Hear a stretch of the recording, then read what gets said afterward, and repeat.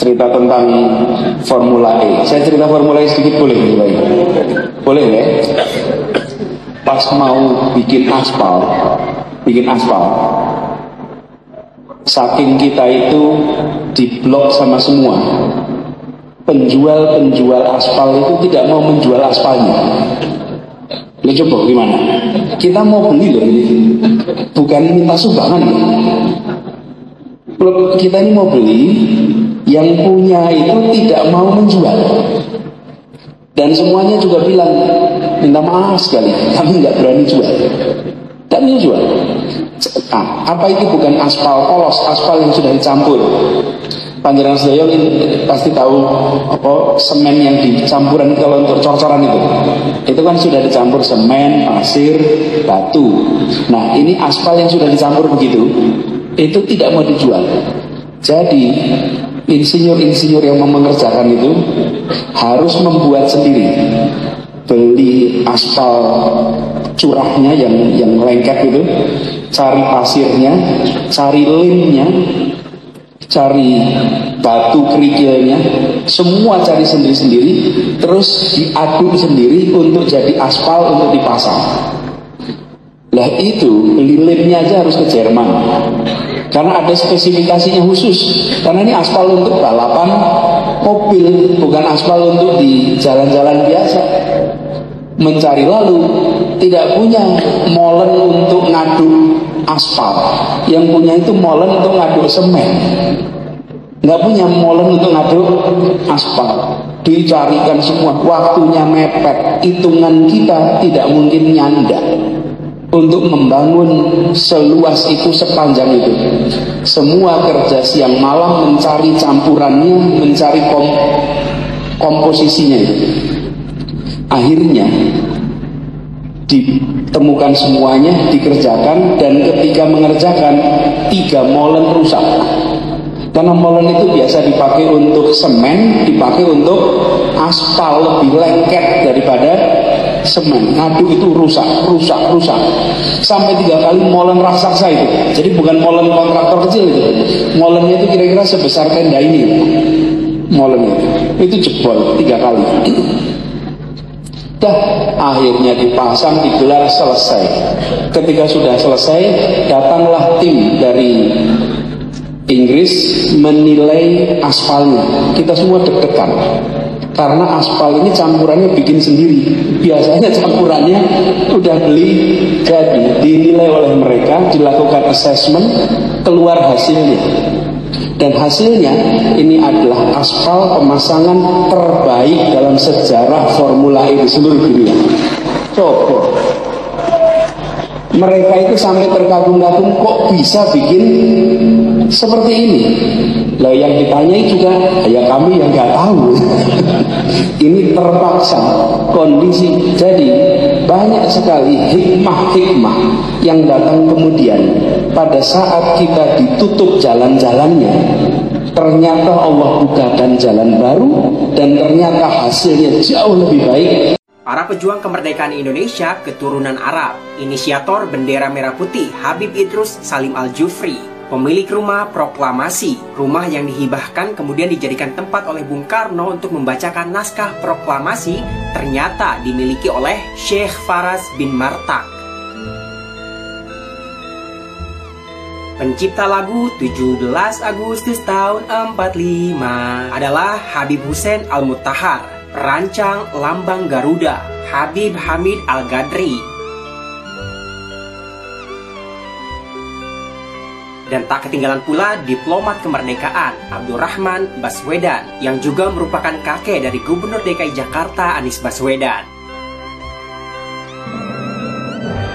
Kalian boleh tidak menyukai Arab, kalian juga boleh tidak menyukai keturunan Arab, menjuluki mereka sebagai kadrun dan lain sebagainya. Namun itu tidak bisa menutupi fakta sejarah bahwa orang... Guys, ada rekam jejak baru lagi nih. Kamu baca nih ya. Bahwa neneknya Anies Baswedan seorang pejuang, ya, dan ikut kongres di tahun 1928. Baca nih guys, biar jelas, biar gak gagal paham. Jadi memang ini keturunan pejuang dan orang pintar. Neneknya pejuang, kakeknya juga pejuang.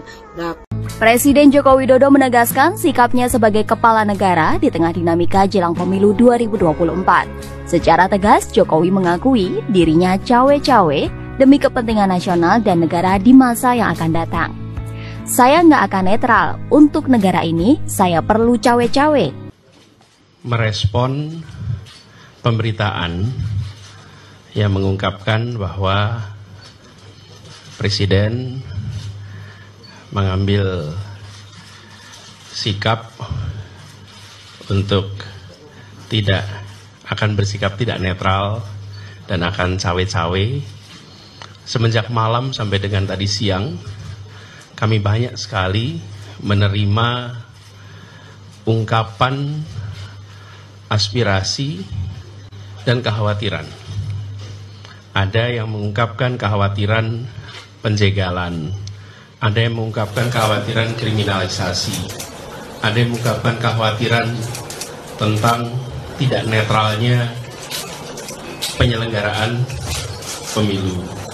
Ada kekhawatiran tentang caleg-caleg yang mungkin dapat perlakuan tidak fair, partai-partai yang dapat perlakuan tidak fair, calon-calon presiden yang dapat perlakuan tidak fair. Kemudian juga potensi terjadinya kecurangan.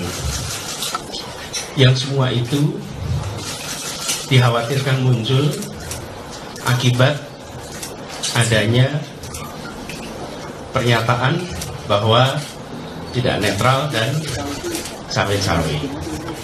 Nah, kami berharap kekhawatiran-kekhawatiran yang tadi diungkapkan itu tidak benar. Itu adalah kekhawatiran saja, dan dalam kenyataannya kita berharap pemilu tetap seperti semula, pilpres tetap seperti semula.